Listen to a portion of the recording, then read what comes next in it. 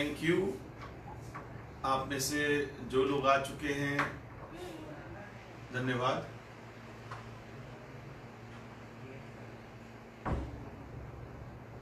हम लोग 1 मिनट का वेटिंग ले लेते हैं ताकि जो लोग अभी लॉगिन नहीं कर पाए हैं वो लोग लॉगिन कर लें।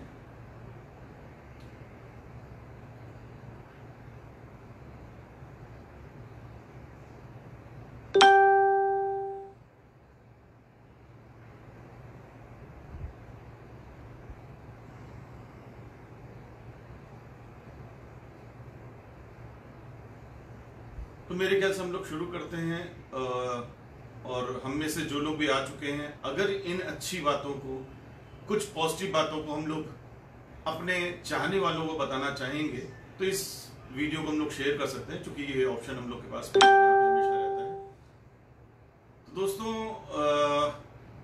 लॉकडाउन सभी के जीवन में बस यही एक चीज है जो कॉमन चीज है, जो सभी के जीवन में एक साथ आई। मतलब यही शायद दुनिया की पहली एक ऐसी चीज है जो कॉमन फॉर एवरीबॉडी। इसका अनुभव सभी लोग अभी कर ही रहे हैं। ये कब खत्म होगा ये भी लोगों को नहीं पता, ये किस दिन शुरू होना था ये भी लोगों को नहीं पता। तो ये जो पीरियड है, हम सभी लोगों को देखना है कि इस पीरियड का हम किस तरह से इस्तेमाल करें। हम इसका फायदा उठा पा रहे हैं कि नहीं, या हमको इसमें नुकसान हो रहा है। बहुत सारी बातें।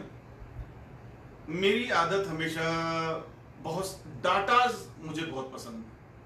मैं डाटा पे बहुत काम करता हूं, मैं बहुत बिलीव करता हूं, क्योंकि डाटा बहुत सारी एजेंसीज का, बहुत सारी ऑडिट ऑर्गेनाइजेशंस का बहुत सारी मेहनत से इकट्ठा किया हुआ चीज होती है। तो उस पर विश्वास ना करने का तो कोई मतलब ही नहीं होता। इससे पहले कि हम लोग इन बातों के सिलसिले को आगे बढ़ाएं, जहां से बात शुरू करना चाहते हैं, जिन खबरों का हिस्सा हम लोग इस बीच रहे, उन खबरों से क्यों ना बात शुरू की जाए। लेटेस्ट खबर कल की, भारत ने एक बहुत ही यंग, बहुत ही उम्दा सितारा खो दिया। इरफान खान की मैं बात कर रहा हूं। यकीनन हम सब उसको चाहते थे। इरफान खान नहीं रहे, ये यकीनन एक खबर है, लेकिन हम लोग को हर एक चीज से कुछ ना कुछ सीखना चाहिए। उनकी मृत्यु यकीनन हम लोग के लिए संवेदनशील बात है। बहुत कुछ हमने खोया, वो एक पार्ट है, लेकिन जो पार्ट है सीखने योग्य, वो क्या है? उनकी उम्र थी मात्र 53 वर्ष। 53 इयर्स में आज वो इस दुनिया में नहीं रहे। मैं अक्सर अपने मीटिंग सेमिनार में लोगों से कहता हूं कि भारत में लोगों की जो एवरेज आयु है वो आयु है 70 साल। एवरेज आयु है 70 साल, यानी कि अगर आप हर तरह से फिट एंड फाइन रहे तो आप मैक्सिमम 70 साल जी पाएंगे। आप सोचिए, एक उदयमान सितारा जिसको पैसों की कोई कमी नहीं, जो हर तरह से बेस्ट एनवायरनमेंट में रहता था, हर मेडिकल सुविधा का लाभ जो उठा सकता था, वो हमारे आपके बीच से चला गया 53 साल की उम्र में। ये बातें कह के मैं आपको डराना नहीं चाहता हूं। ये बातें हम सारे लोगों के जीवन का अंग हैं। हम सारे लोगों को इन सब चीजों से कुछ सीखना चाहिए। हम आपको क्या लगता है कि वो 2 लाख 4 लाख की जो हेल्थ इंश्योरेंस पॉलिसी आपने करा ली वो बहुत है? वो व्यक्ति जिसके पास पैसे की कोई था नहीं, जो ऑस्कर तक चला गया, तो जो इंटरनेशनल था, वो अपने आप को बचा ना पाया, क्योंकि जो ऊपर वाले की कॉल आती है तो वो एज नहीं देखती। लेकिन हम अगर पैसे की कमी की वजह से चले जाएंगे तो इसमें तो काफी सारी फॉल्ट हमारी ही है। आज अगेन एक और ऐसी घटना घटी। सुबह की खबर से ही ऋषि कपूर हमारे आपके बीच में नहीं रहे। उम्र 67 इयर्स। कल एक चला गया 53 साल में, आज एक चला गया 67 साल में। मेरी वो बातें तो झूठी साबित होती जा रही कि हम लोग 70 साल जी पाएंगे। Best environment, best medical facility को अवेल करने वाले लोग 70 को नहीं टच कर पा रहे हैं। हम आप कर लेंगे, अगर कर लेंगे तो बहुत अच्छी बात है, लेकिन क्या कर लेंगे, ये एक प्रश्न है।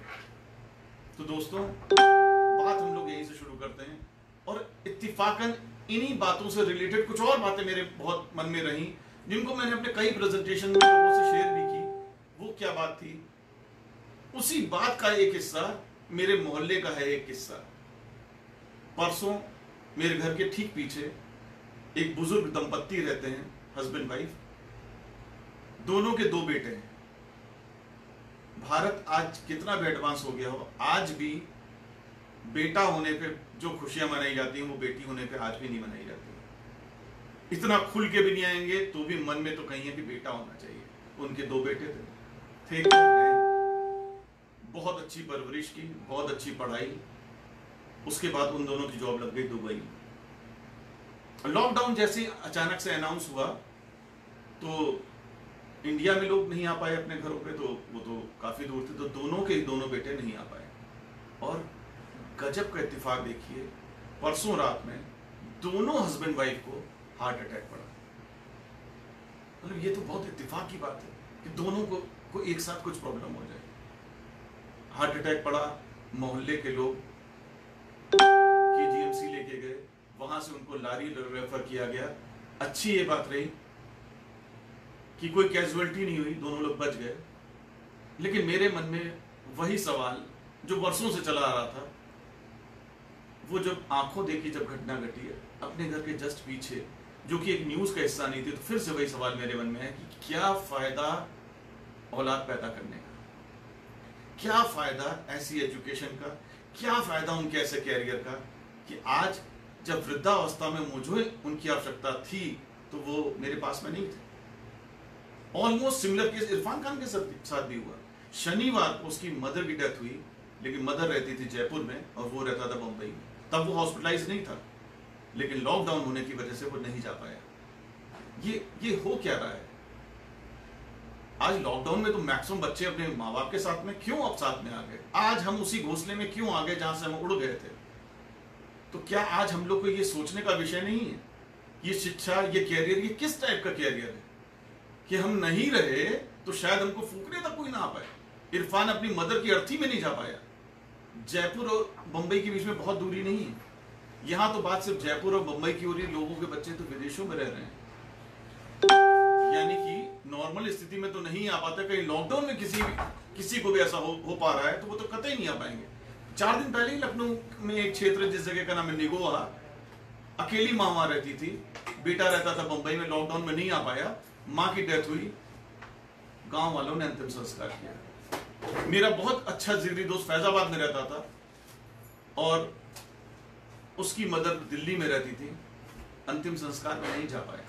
क्या पैसा हम लोग के लिए इतना इंपॉर्टेंट हो गया? क्या तुम अलग शहर में रह के इतना कमा रहे हो? और अगर इतना कमा रहे थे तो कौन सा तुमने ताजमहल और कुतुब मीनार बना लिया? इतना ही कमा पा रहे थे तो माँ बाप को साथ नहीं रख पा रहे थे? क्या ये सोचने का विषय नहीं है? ये बहुत इंपॉर्टेंट है, क्योंकि ये समाज का हिस्सा है और हम सारे लोग भी इसी समाज में रहते हैं। तो आज ये सोचने का विषय है। पहली बात तो हम लोग इस बात का अच्छी तरीके से चिंतन मनन करें कि हम किस भ्रम में हैं कि हम तो 70, 80, 90 साल जिएंगे। जियो तो हर दिन ऐसे जियो जैसे कि आखिरी हो। ये सिर्फ गाना नहीं है, ये लेसन है। हर दिन को इंपॉर्टेंट बनाइए। हर दिन अपने उन चाहने वालों को, अपने परिवार को, अपने बच्चों को, आपके बीवी बच्चों से ज्यादा तो खैर कोई भी इंपॉर्टेंट नहीं है। Nobody is important. और अगर मदर फादर जिंदा हैं तो यकीनन मोस्ट इंपॉर्टेंट है वो। सब लोग साथ रहो यार। लॉकडाउन में रह रहे हो ना, तो मजबूरी में रहोगे, खुशी से नहीं रहोगे। हमेशा साथ रहो, क्योंकि जिस समय आपके जीवन पे कोई भी बड़ी विपत्ति आएगी, कोई भी दिक्कत होगी, तो यही लोग होंगे जो आपके इर्द गिर्द खड़े होंगे। आपके पलंग के आसपास सबसे पहले यही लोग खड़े होंगे। आपका कोई भी बेस्ट फ्रेंड नहीं होगा। Very important. ये सब बातें मेरे अंदर चल रही थी, बहुत मन कर रहा था कि सबसे शेयर कर पाऊं। इस लॉकडाउन में किसी से मिल ही नहीं पा रहे हैं, तो ये सोचा क्यों ना इसी माध्यम से मिलें, इसी माध्यम से क्यों ना एक कुछ बातें करें। ये थी बात नंबर 1 जो मैसेज मैं आपको देना चाह रहा था कि जो इधर उधर दूर दार रखे हो सबको बुला लो यार। साथ रहो। और अगर वो इतना कुछ कमाल कर रहे हैं अगर दूर रह के, तो उनके पास चले जाओ। ये अलग अलग रहने का कोई मतलब नहीं। अर्थ ही में ना आ पाओ तो फायदा क्या है। और मैं हमेशा कहता हूं, अगर मैं गलत हूं तो कमेंट्स में मुझको बताइएगा। मेरी कोई भी बात अगर गलत लगे, मैं हमेशा कहता हूं यार माँ बाप से बड़ा कोई चीज है क्या। ये जो जिसको भी हम लोग जीसस, अल्लाह, खुदा, भगवान जिसको भी मानते हैं, फोटो मूर्तियां घर में रहते हैं, इनकी फोटो ही देखी है, किसी ने लाइव नहीं देखा, लेकिन उसको तो लाइव देखा है ना जिसकी वजह से आप हो। भगवान उससे बढ़ के क्या है कुछ, वो है रियल में गॉड। जिनके हैं बहुत किस्मत वाले हैं, जिनके नहीं है बदकिस्मत है। मैं भी उनमें से एक हूं। तो उनकी पूजा करो, हर वक्त उनके साथ रहो। और बहुत बड़ी नौकरी, बहुत तुमने तोप मार ली है तो उनको साथ रखो। साथ नहीं रख पा रहे तो मेरे लिए तुम्हारी नौकरी कुछ भी नहीं, नथिंग। आप में से जो लोग हमको जानते हैं समझ पा रहे होंगे, मैं भावुक हूं लेकिन मैं गर्म दल का नेता हूं, मैं नरम दल का नहीं। मैं सुभाष चंद्र बोस की पार्टी का हूं, गांधी जी का नहीं। आदर सत्कार वाली बात नहीं कर रहा हूं, मैं अपनी प्रेजेंटेशन की बात कर रहा हूं। मैं हर बात डंके की चोट पे बोलता हूं। तो एक बात ये मुझे आप लोग से शेयर करनी थी, दिल की बात थी, आप लोग से शेयर की। दूसरी बात हम लोग करते हैं, इस लॉकडाउन में हालात लोगों के बहुत खराब है, बहुत खराब है, बहुत खराब है। मतलब इससे ज्यादा खराब तो शायद किसी की लाइफ में नहीं हुआ। क्यों ये इतने हालात खराब क्यों हुए? क्योंकि हम में से मैक्सिमम मिडिल क्लास कभी कुछ नहीं सोचता। हमारी शिक्षा ही हमको दी गई, खूब पढ़ो और नौकरी करो। हमारी बचपन से तैयारी ही थी नौकरी करने की, और जैसे ही नौकरी मिल गई बस अब कुछ नहीं करना। भैया नौकरी हमें भी मिली थी। आप में से मेजॉरिटी ऑफ पीपल जानते हैं, मैं भी state bank of India job करता था, मैं भी सरकारी कर्मचारी था। लेकिन मैंने तो कुछ और सोचा, मैंने तो कुछ और किया। क्यों? क्योंकि शायद मेरी सोच उस सोच से मिलती थी जो कि बिरले लोग करते हैं। मैं अपने को बिरला नहीं कह रहा हूं, टाटा बिरला वाला नहीं, वो वाला बिरला जो मुहावरों में प्रयोग किया जाता है, बिरला नहीं कह रहा हूं। मैं कहना यह चाह रहा हूं कि दोस्तों, एक किसी भी बिजनेस टाइकून, बिग बिजनेसमैन की सोच क्या होती है? टाटा क्या करता है? वो चाय भी बेचता है, वो कार भी बेचता है, वो टेलीकॉम भी बेचता है, वो सॉफ्टवेयर भी बेचता है, मल्टी बिजनेसेस। और हम लोग एक नौकरी मिल गई बस, हमें कुछ ना बताओ, मुझको क्या जरूरत। अच्छा तुम अंबानी हो गए, तुम टाटा हो गए, मतलब तुमको कुछ जरूरत ही नहीं। एक नौकरी मिल गई जो 25,000, 50,000, 75,000, 80,000, बस। यानी कि हम लोग खुद ही तय कर लेते हैं कि बस मेरी तो आंकलन बस यही है, मेरी हैसियत, मेरी क्षमता, मेरी औकात, वॉटेवर शब्द आप इस्तेमाल करें, हम लोग खुद ही तय कर लेते हैं। अपना प्राइस टैग खुद ही। मुझे मत बताओ, मुझे समझने की क्या जरूरत है। और मजे की बात ये, इसमें मेंस ज्यादा हैं, महिलाएं बहुत कम है। मेंस में बड़ी हेकड़ी है। वो 25-50,000 पा लिया, मुझको कुछ नहीं सुनना है। और बिजनेसमैन की भी यही हालत है। आप में से बहुत सारे लोग जो जानते ही हैं या नहीं भी जानते हैं, आप लोग जानते हैं हम लोग नेटवर्क मार्केटिंग का हिस्सा हैं। नेटवर्क मार्केटिंग जिसको लोग कोई काम ही नहीं समझते थे, ये कोई काम है? ये तो फालतू लोगों का काम है, जो घर में बैठे रहते हैं, उन जैसे लोगों का काम है। तो दोस्तों, अगर वो फालतू लोगों का काम था तो मैं तो स्टेट बैंक ऑफ इंडिया की जॉब के साथ साथ इसको करने लगा था। मैं फालतू था? मैं अपने माँ बाप का इकलौता बेटा था। अच्छा खासा मेरे पास घर था, पिता की दी हुई सारी सुविधाएं थी, बैंक की नौकरी थी, मुझको तो कुछ नहीं सुनना चाहिए था। अगर आप प्रोग्रेसिव माइंड है तो आपको हमेशा हर चीज सुननी चाहिए। आप में से जिसने भी आत्मकथा पढ़ी है धीरूभाई अंबानी की, तो क्या कहा गया? वो मरते मरते मर गए, लेकिन आखिरी क्षण तक उनके पास अगर कोई भी आता था जो किसी अन्य विषय का ज्ञाता होता था, तो वो कहते थे भैया मुझे बताओ, इस बारे में तो मुझे नहीं पता। वो हर चीज जानना चाहते थे 10वीं पास, लेकिन इस पूरे भारत पे राज करके गए। बताइए, हम लोग को लगता है खूब पढ़ लो, एजुकेशन से आदमी आगे नहीं बढ़ता। ये बात गांठ बांध लीजिए,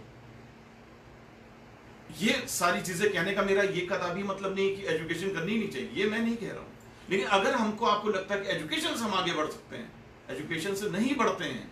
अगर बढ़ते तो मेरा चैलेंज है, जितने भी लोग सुन रहे हैं, जितने लोग मेरी बात को डिनाई करते हैं, वो अंबानी का रिकॉर्ड तोड़ के दिखाते हैं, हम आपकी बात मान लेंगे।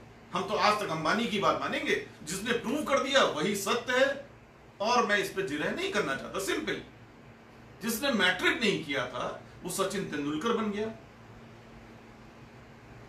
जो स्कूल स्टडीज में था वो बिल गेट्स बन गया। दोस्तों, स्किल से सब कुछ होता है, एजुकेशन से नौकरी मिलती है, और स्किल वाले नौकरी देते हैं। तो ये बात अच्छी तरह से समझ लीजिए, आज समझ लीजिए, कल समझिएगा, 5 साल बाद समझिएगा, जब समझना समझिए, लेकिन प्लीज इस बातों को समझ लीजिए। आज सबके धंधे बंद है। मैं जब इस काम को मैंने शुरू किया, यकीनन पार्ट टाइम ही शुरू किया था, क्योंकि हम लोग ये सपना लेके चले थे कि जब कभी यहां से इतनी अच्छी इनकम हो जाएगी कि नौकरी छोड़ी जा सकती है, सेफ जोन में आ जाएंगे, क्योंकि घर तो चलाना ही था। तो जब भी मैं बात करता था, अगर मुझको गलती से कोई व्यापारी मिल जाता था, क्योंकि भाई देखिए, हम सारे लोगों की दोस्ती सब तरह के लोगों से होती है। कोई आपका दोस्त उसकी कपड़े की दुकान है, कोई दोस्त जो कहीं जॉब कर रहा है, कोई दोस्त जो बेरोजगार, डिफरेंट तरीके के लोग। तो जो व्यापारी वर्ग था वो हमको उसी समय सोशल डिस्टेंसिंग हमसे करने लगता था। क्या शिशिर भाई, आप ही क्या काम बता रहे हैं, हम लोग का देखिए, ये देखिए दुकान है, मजे से बैठते। आज तुम मेरा मजाक उड़ाते थे, आज हम तुम्हारा मजाक उड़ाएं तो तुमको कैसा लग रहा है? पिछले 40 दिन से एक सिंगल रुपया, 1 रुपया तुम्हारी दुकान पे नहीं गया। भले तुमने 1 करोड़ की खरीदी थी, 50 लाख का माल था, 6 नौकर थे, उससे क्या हुआ? लेकिन नेटवर्किंग में पिछले महीने की 1 अप्रैल को भी मेरे पास पैसा आया, 1 मई को भी मेरे पास पैसा आया, मेरा तो काम चल रहा है। हवाई जहाज नहीं उड़ रहे हैं, सुनार की दुकानें बंद हैं, कपड़े की दुकानें बंद हैं, सब कुछ बंद है। ओला, उबर, स्विगी, टिगी, सब कुछ ऑलमोस्ट सब बंद है, लेकिन नेटवर्किंग का व्यवसाय आज भी चल रहा है। आप समझ पाए नेटवर्किंग की ताकत को? नेटवर्किंग की इस ताकत को अब भी जो नहीं समझा, मेरे लिए तो शब्द नहीं है उसके लिए, लेकिन मेरे ख्याल से समझेगा, अब तो समझेगा, क्योंकि अब आपके पास कुछ नहीं है। लगभग 15 करोड़ जॉब्स ऑलरेडी जा चुकी हैं, संभावना है, जैसा कि अखबारों में मैं पढ़ रहा हूं, 40 करोड़ तक जॉब्स जाने की संभावना है। क्या उनमें से कोई आपका भाई नहीं होगा? आपके जीजा जी नहीं होंगे, आपके फूफा नहीं होंगे, आपके पति नहीं होंगे, आपका कोई रिश्तेदार, आपके मौसा नहीं, कोई नहीं होगा, कोई दोस्त नहीं होगा। हम सब इस समाज का हिस्सा हैं, हम सारे लोगों से मिलकर ये समाज है। हम में से तमाम लोग की जॉब जाने वाली है, तमाम लोगों के बिजनेसेस या तो पूर्णतः बंद हो जाएंगे या बहुत लंबे समय तक बंद होने वाले हैं। मेरा एक दोस्त है बाराबंकी के पास में एक जगह है, उसका पेट्रोल पंप है। परसों रात में मेरी बात हो रही थी, हमको बताने लगा भाई बहुत हालत खराब। हमने कहा क्यों? पेट्रोल पंप तो खुले हुए हैं। कहने लगा पेट्रोल पंप खुले होने से भाई कौन सी बात है, पेट्रोल भराने कौन आ रहा है? जनता तो नहीं निकल रही ना।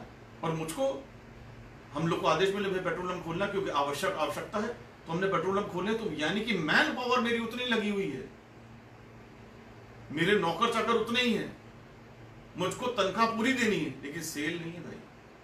आप हालत सोच रहे हैं कि क्या है, लोग किस तरह से मजबूर हो गए, लेकिन ऑप्शन नहीं है कुछ। आपको पता है 1995 में लगभग ऐसे ही एक घटना, इतनी, लॉकडाउन तो खैर बहुत ही बड़ी घटना है, पूरे विश्व के लिए सबसे बड़ी घटना है, लेकिन ऐसी एक बहुत बड़ी घटना रशिया में हुई। कई सारे बैंक्स तक बंद हो गए, बहुत बुरी हालत में चला गया रशिया। उसी दौरान मैं जिस कंपनी का हिस्सा हूं, उस कंपनी की एक महिला हमारे बिजनेस से जुड़ी, क्योंकि देखिए चाहे मंदी हो, चाहे जो हो जाए, चाहे लॉकडाउन हो, कुछ चीजें करना इंसान कभी नहीं छोड़ेगा। क्या खाना खाना छोड़ दिया आजकल लोगों ने, या नहाना छोड़ दिया, या नहाते वक्त साबुन नहीं लगा रहे हैं, या नहाने के बाद कोई क्रीम व्रीम का इस्तेमाल नहीं कर रहे हैं, तेल लगाना छोड़ दिया। कुछ जो बेसिक चीजें हैं वो लोगों ने नहीं छोड़ा। अनाज, टॉयलेटरीज, कॉस्मेटिक्स, ये जीवन का हमेशा हिस्सा रही। उसका मंदी से फर्क नहीं पड़ता, उसका अमीरी गरीबी से फर्क नहीं पड़ता। तो उस मंदी की हालत में उस महिला ने निर्णय लिया कि चलो मैं इस काम से जुड़ती हूँ, मैं नेटवर्किंग से जुड़ती हूँ। वो नेटवर्किंग से जुड़ी, और आपको पता है उस मंदी की हालत में क्या हुआ कि सबके पास नौकरियां नहीं थी, लेकिन इन चीजों के यूजर सब लोग थे, सब लोग चीजें यूज करते रहे, साम्राज्य बढ़ता गया, उसका नेटवर्क बढ़ता गया। आज वो हमारी कंपनी में शीर्षस्थ स्थान पे है। इसी लॉकडाउन के पीरियड ऐसी मंदी की हालत में उसने शुरू किया। तो आप समझ सकते हैं, आप सारे लोग एडल्ट हैं, बड़े हैं, समझदार हैं। मैं मैसेज क्या देना चाह रहा हूं, आज तक इसकी पावर को नहीं समझे थे तो आज समझ जाइए, जो नहीं समझे थे उनके पास जाइए, क्योंकि अब वो सुनेंगे आपकी बात, वो मजबूर हैं।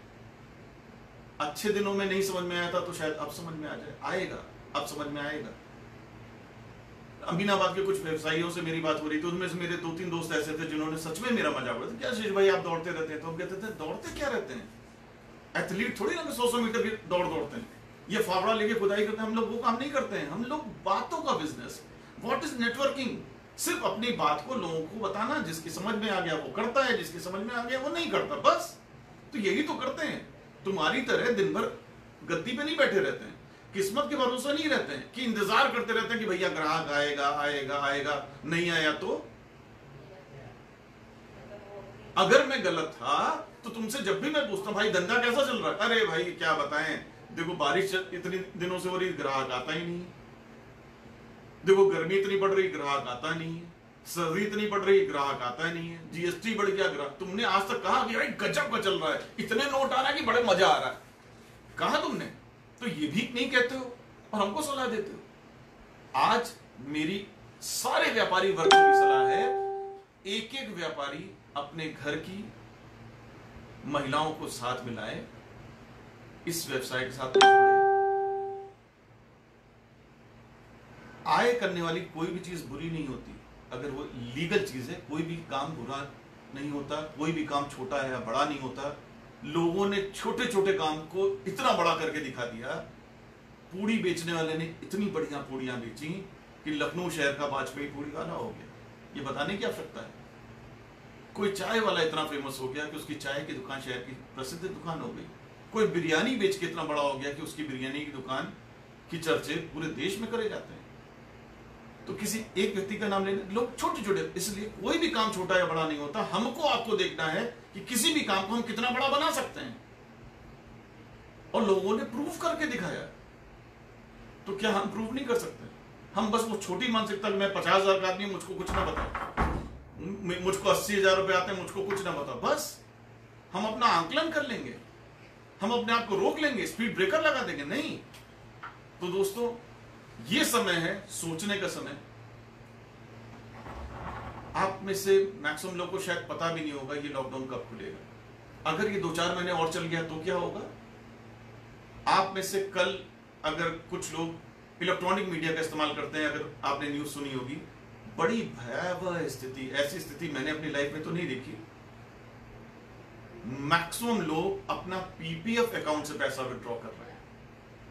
आप सोच सकते हैं, प्रोविडेंट फंड का पैसा लोग निकाल रहे हैं। प्रोविडेंट फंड जिसको कहा जाता था कि वो लोग बचा के रखते हैं ताकि वो उनकी बुजुर्गियत में काम आए, उसको विड्रॉ कर रहे हैं। और एकाध लाख लोग नहीं, या एकाध लोग नहीं, आपकी जानकारी के लिए 7.5 लाख लोग कल तक पैसा निकाल चुके थे। 40 दिन में यह हालत हो गई हमारी। हम किस भ्रम में जी रहे थे? आपसे कोई नेटवर्किंग की बात करता था तो आप तो सुनना नहीं पसंद करते थे, और आपकी यह हालत है कि 40 दिन घर में चलाने के पैसे नहीं रहे। 17 साल मैंने भी बैंक की नौकरी की, भारत के सबसे बड़े बैंक का हिस्सा रहा। आपको पता है, अविश्वसनीय आंकड़े आपको बताऊं, भारत में 60% आबादी जो है उसकी जो सेविंग बैंक में पैसा है वो 15,000 रुपया है। Average saving of 60% Indians. और अगर ये आंकड़े आपको गलत लगते हैं, गूगल पर टाइप करिए, सर्च करिए, गूगल बाबा आजकल सब बताते हैं। और वो भी आपको गलत लगे तो इस बात का आप ही आंसर दे दीजिए कि सिर्फ 40 दिन में 7.5 लाख लोगों ने अपने प्रोविडेंट फंड से पैसा निकालना क्यों शुरू कर दिया? यानी कि इनके पास ना सेविंग में पैसा था, ना कहीं भी पे पैसा नहीं था। सिर्फ ले देखिए वो चीज जो हमने अपने बुढ़ापे के लिए रखी थी, आज हमको वो विड्रॉ करना पड़ रहा है। और कितना पैसा कल रात तक विड्रॉ हुआ पता है आपको? 2368 करोड़ 2368, राउंड फिगर में याद करना है तो 2400 करोड़ 40 दिन में लोगों ने सब अपनी जमा पूंजी निकाली। आज मैं अपनी वाइफ से बात कर रहा था कि अगर मान लो ये लॉकडाउन एक आध महीने और चल गया तो लोग घर बेचना शुरू कर देंगे। भले उन्होंने 40 लाख में खरीदा, कहेंगे आओ भैया 5 लाख में ले लो, क्योंकि रियल एस्टेट की हालत तो वही होने वाली है, आपको पता ही है। आओ मेरी कार जो मैंने 10 लाख में ली थी 1 लाख में ले लो, क्योंकि घर चलाने के लिए, खाना खाने के लिए मेरे पास पैसे नहीं है। क्या ये सीरियस विषय नहीं है? क्या हम लोग लॉकडाउन को पिकनिक की तरह मनाते रहेंगे, घर में बस बैठे रहेंगे और सोचते रहेंगे, न्यूज देखते रहेंगे, एफबी पे अपनी फोटो डालते रहेंगे, टिकटॉक बनाएंगे? ये सीरियस टाइम है, इस टाइम का दुरुपयोग कर रहे हैं। कितना दुरुपयोग करोगे भाई? इतना तो कर ही चुके हो, ये यहां तक तो ले ही आए हो।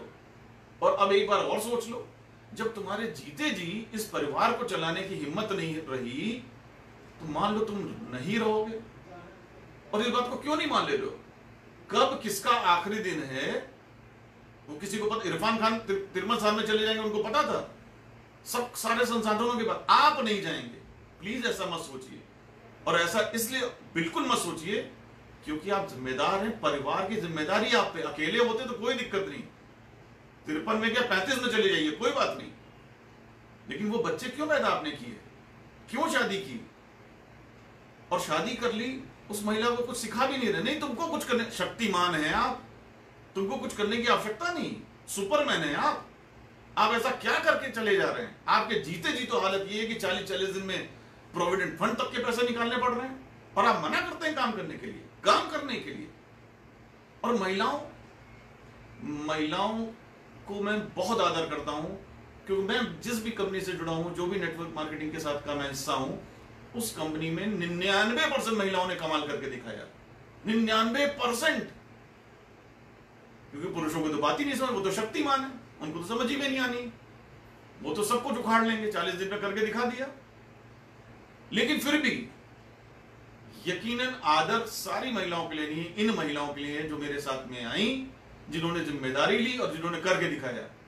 लेकिन मेजॉरिटी ऑफ महिलाएं हिलती नहीं है, उनको भी नहीं समझ में आता कि मेरे पति तो है ना, अभी तो है ना, जब नहीं होंगे तो देखा जाएगा, अभी तो हैं। इन्हीं से साड़ी मांगूंगी, इन्हीं से गहने मांगूंगी, यही सपने पूरे करेंगे, यही घर चलाएंगे। क्या मतलब मन नहीं होता तुम्हारा? बीए एमए सिर्फ इसलिए किया था कि पति को खटता हुआ देखें? क्या उनकी हेल्प करने का तुम्हारा बिल्कुल मन नहीं करता? बस अपनी फोटो, करवा चौथ की फोटो डालना है, ये तुम्हारा एक काम रह गया, कोई और काम नहीं। वो अकेला आदमी पूरी तरह से संघर्ष कर रहा है। वो सुबह से लेकर शाम तक खटे आए तो बच्चों को कुछ चाहिए, हर ओकेजन में तुमको कुछ चाहिए, बस वो देता रहे, तुम में से किसी का कोई फर्ज नहीं है। और पता नहीं क्यों इतने बड़े भविष्यवक्ता हम लोग अपने आप से बन जाते हैं। आज का अखबार पढ़िए,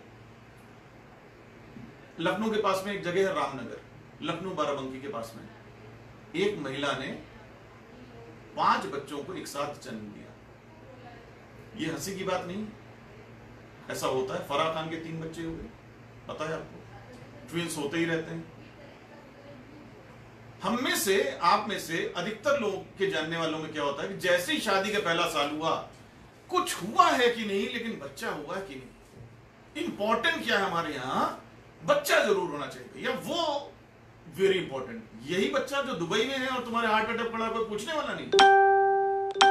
यही बच्चा जो बंबई में था, मां मर गई जयपुर में, इसलिए बच्चा पैदा किया था। तो दोस्तों, किस लिए करना चाहते हैं? वंश चलाने के लिए? अरे आप चंद्रगुप्त मौर्य के साम्राज्य के हैं जो वंश चलता रहे। और क्या हमने कभी सोचा? अचानक हमने चलो सोचा, चलो ठीक है, जो भी मेरी सोच थी, क्योंकि जैसी सबकी सोच वैसी नॉर्मल सभी की सोच रहती, सब कर रहे हैं, हम भी करेंगे। अगर आपने सोचा 2 के 3 हो जाएंगे और 2 के 7 हो गए, तो तैयारी थी आपकी? आपको पता था क्या? लेकिन किसी घर में आज ऐसा हुआ ना कि 2 के 7 हो गए, क्या तैयारी है आपकी? तो दोस्तों, जीवन कोई मजाक नहीं है, इसको सीरियसली लीजिए, खासतौर से तब जब हम लोग एक जिम्मेदार लोग हो चुके हैं। तो आपसे जो और बातें मैं शेयर करना चाह रहा था, एक और भी घटना इसी दौरान घटी। मेरा एक मित्र है, उसकी हीरो होंडा की एजेंसी है गोरखपुर। सिर्फ एक शहर का मैं बात करूंगा आपसे। 31 मार्च तक के लिए समय दिया गया था सरकार की तरफ से कि उसके बाद जो है BS6 वाहन की लॉन्चिंग होगी। उससे पहले के सारे जो वाहन हैं अगर उनका रजिस्ट्रेशन हो गया तो well and good, otherwise discontinue हो जाएंगे।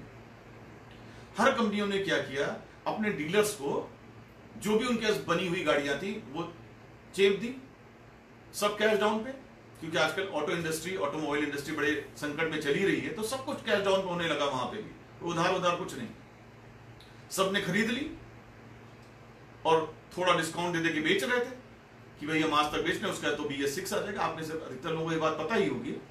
लेकिन हुआ क्या, 20 मार्च से अचानक लॉकडाउन हो गया और कब खुलेगा ये भी नहीं पता।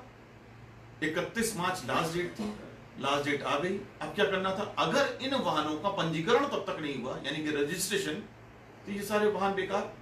अब मान लीजिए वो डीलर मैं ही था, तो ये जितनी गाड़ी थी मैं खरीद चुका था और ये बिकी नहीं, तो मेरा तो पैसा लग चुका। अब गाड़ियां बिक भी नहीं रही, शोरूम वैसे ही बंद पड़ा हुआ है, मेरे पास वैसे ही पैसा नहीं आ रहा है, और जो कुछ था मैंने खरीद के सब करोड़ रुपए का खरीद भी डाला था। अब क्या हुआ, रजिस्ट्रेशन नहीं होगा तो आदमी ने मालूम क्या कराया, अपने नौकर के नाम, मेहरी के नाम, जमादार के नाम, छोटे लड़का, बड़ा लड़का, मौसी, ताई, चाची, सबके नाम रजिस्ट्रेशन कराया, क्योंकि उसके बाद रजिस्ट्रेशन ही नहीं होना था। अब जब भी लॉकडाउन खुलेगा उसके बाद ये गाड़ियां औने पौने दाम पे लोग बेचेंगे। सिर्फ गोरखपुर में मालूम जितने भी ऑटोमोबाइल डीलर्स थे उनके कितने पैसे फंसे, 12 करोड़ रुपए। एक शहर की बात बता रहा हूं, 12 करोड़। पूरे देश का आंकड़ा ले आऊंगा ना, कुछ अरब रुपए होगा। इतने बड़े बड़े व्यवसायी आज संकट में आ गए। क्यों? आपने सेकंड इनकम के बारे में क्यों नहीं सोचा था? नेटवर्क मार्केटिंग आपको समझ में नहीं आती थी? तो आज क्या हम करें कि आप जब संकट में हम मजाक आपका उड़ाएं कि बड़ा बहुत अच्छा हुआ। आपकी महिलाएं जो सिर्फ किटी पार्टी खेलती थी, आज मैं पूछूं आपसे कि हम जब कोई काम बताते थे तो आपको क्यों नहीं समझ में आता था?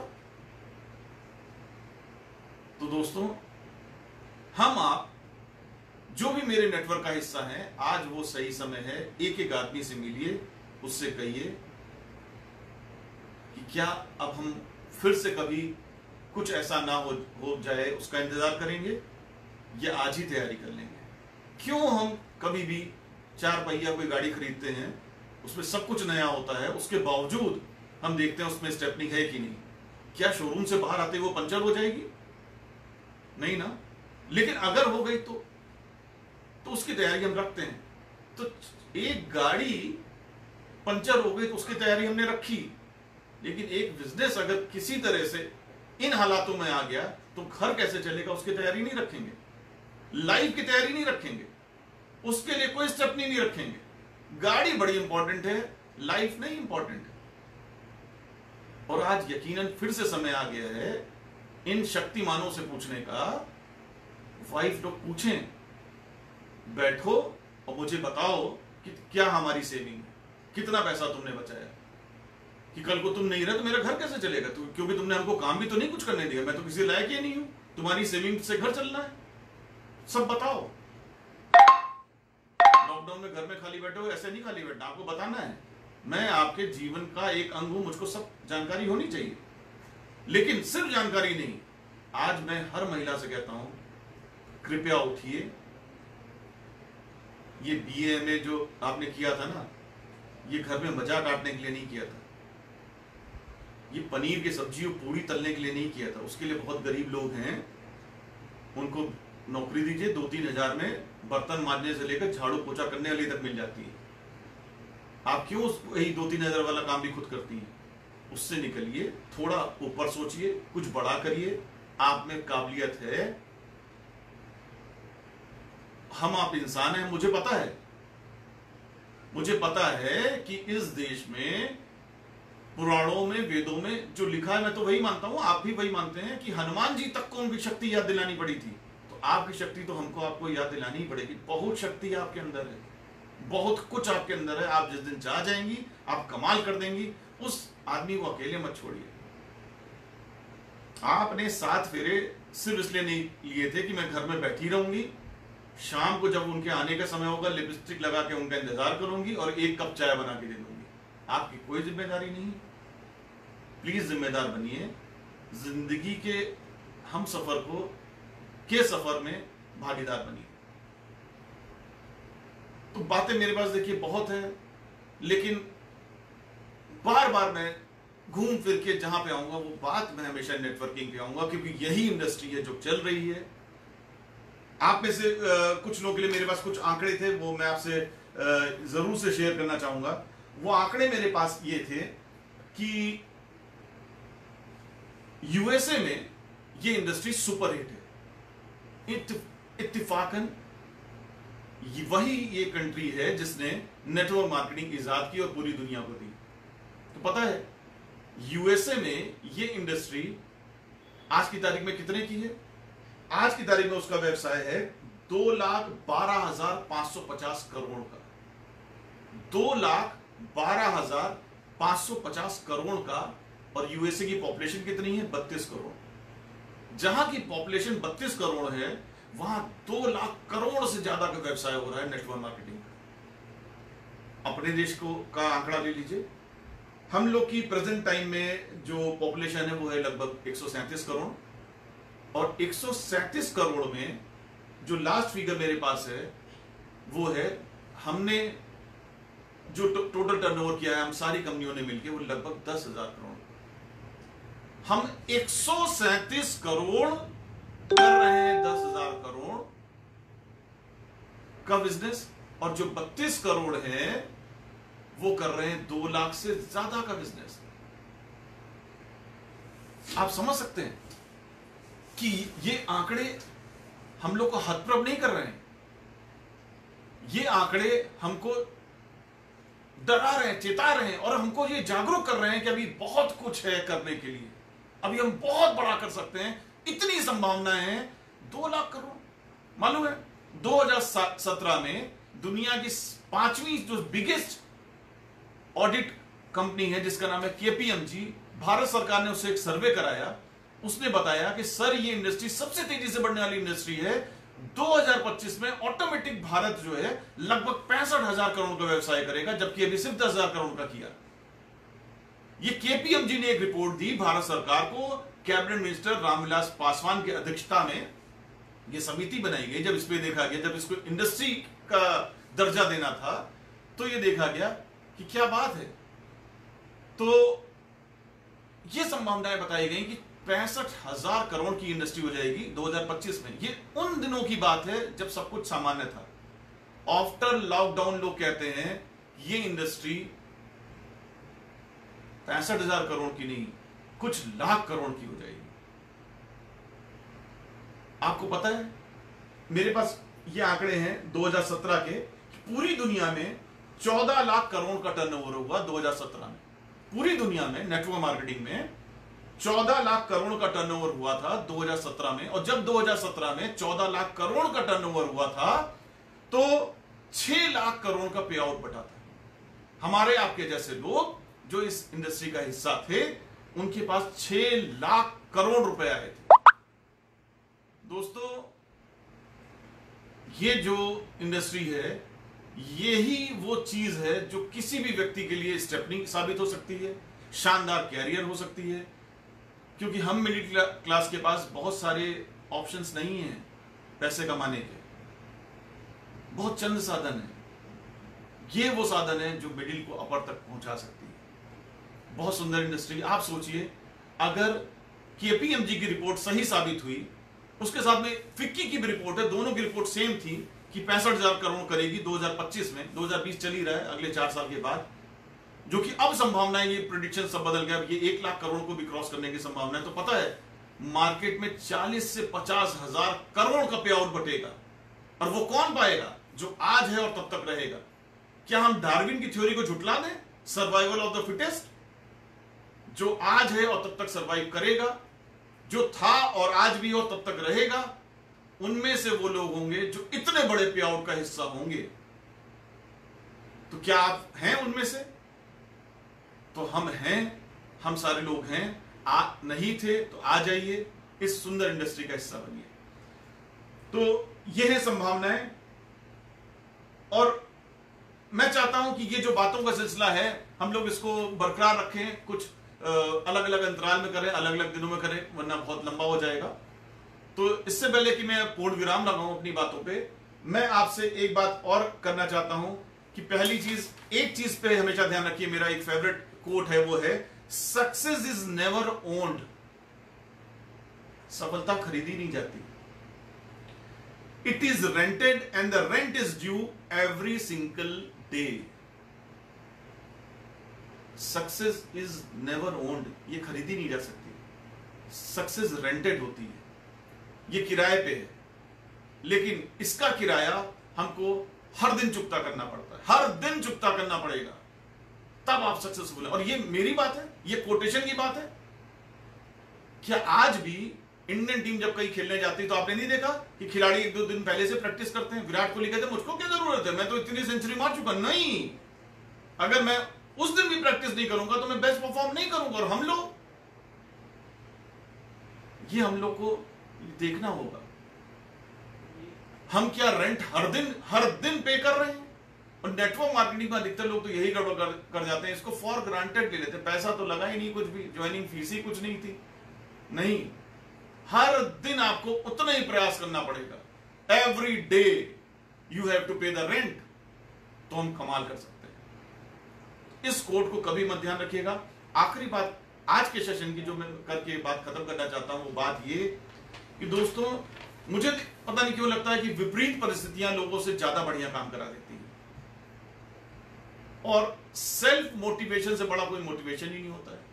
दिन भर विवेक बिंद्रा को सुनिए, दिन भर संदीप माहेश्वरी को सुनिए, सोनू शर्मा को सुनिए, शिशिर चौरसिया को सुन लीजिए, अपनी अपलाइन को सुन लीजिए, किसी को सुन लीजिए, जब तक आपके अंदर की आग नहीं जलेगी ना, ये सारे मोटिवेटर्स बेकार हैं। क्या दशरथ मांझी को विवेक बिंद्रा जाता था मोटिवेट करने के लिए, या संदीप माहेश्वरी का वो वीडियो देखता था? नहीं ना। सेल्फ मोटिवेशन कि मैं मुझको करना है, और वो अपने काम में किसी की बात नहीं जाने देता था। लेकिन हम लोग, पड़ोसी ने मना कर दिया, अरे नहीं होगा, किसी ने कुछ कह दिया, अरे बेकार है, बताइए ऐसा हो गया। ऐसे नहीं होगा, हमें करना है तो हमें करना है। कान में मेरी रुई है, मैं सिर्फ बोलूंगा, मैं सुनूंगा किसी की नहीं, मुझको करना है, सिंपल, मैं कर दिखाऊंगा। 20 साल वो बंदा लगा रहा, किसी की बात को कान में नहीं जाने दिया, आज वो इतिहास का हिस्सा बन गया, राष्ट्रपति पुरस्कार, पद्मश्री, उसके ऊपर मूवी बन गई ना। ये होता है सेल्फ मोटिवेशन। और मुझी को जरूरत पड़ेगी ये एग्जाम्पल्स देने की? आप में से किसी को नहीं पता? एक अंधा व्यक्ति जिसका नाम था रविंद्र जैन, वो भारत का वन ऑफ द फेमस संगीतकार हो गया, जिसको दिखाई नहीं देता, वो सबसे बड़ा संगीतकार हो गया। जिसके दोनों पैर रेलवे ट्रैक पे आके कट गए, वो अरुणिमा सिन्हा बन के एवरेज पे चढ़ गई। जिसका एक पैर आर्टिफिशियल लेग था, वो इस देश की सबसे बड़ी कथक की नृत्यांगना बन गई, सुधा चंद्रन। जिसकी सिर्फ 9 उंगलियां थी, ये शायद कम लोगों को पता होगा, वो भारतीय क्रिकेट टीम का विकेट कीपर बन गया, पार्थिव पटेल, 9 उंगलियां। मोहम्मद शमी, घुटना टूट गया था, वर्ल्ड कप उसने खेला, रोज इंजेक्शन लगा के, पढ़ लीजिए गूगल पे टाइप करके। पागल लोग इतिहास बनाते हैं, सामान्य लोग इतिहास पढ़ते हैं। कुछ एक्स्ट्राऑर्डिनरी बनने के लिए ऑर्डिनरी के आगे एक्स्ट्रा लगाना पड़ेगा। इतिहास भरा हुआ है ऐसे लोगों से। हिमा दास, घर में जूते नहीं थे और वो रोज प्रैक्टिस करती थी, और फाइनली क्या हुआ, जब वो एथलेटिक्स में भारत के लिए गोल्ड लेके आई, एक नहीं 4-4 गोल्ड, एडिडास कंपनी ने उसको अपना ब्रांड एम्बेसडर बना लिया। जिसने कभी जूते नहीं पहने थे, वो दुनिया के सबसे कॉस्टलीस्ट ब्रांड की ब्रांड एम्बेसडर बन गई। वो जानती भी नहीं होगी शायद कि एडिडास होता क्या है। उसने जीवन में सिर्फ चावल खाया था, क्योंकि रोटी और आटा लाने के पैसे नहीं होते थे। ये होते हैं जुनूनी लोग, इतिहास रचते हैं। तो इन शब्दों के साथ आज की इस खूबसूरत बातों को पूर्ण विराम देता हूं। आशा करता हूं हम लोग फिर से मिलेंगे, लेकिन अगली बार जब मिलेंगे आप लोग थोड़ा सा चेंज हो चुके होंगे, थोड़े से सीरियस हो चुके होंगे, कुछ सोच चुके होंगे कुछ बड़ा करने की। अपने जीवन का जो प्राइस टैग है 50,000 80,000, ये टैग अपने पास से हटा चुके होंगे और इस इंडस्ट्री पे सबसे ज्यादा विश्वास कर चुके होंगे।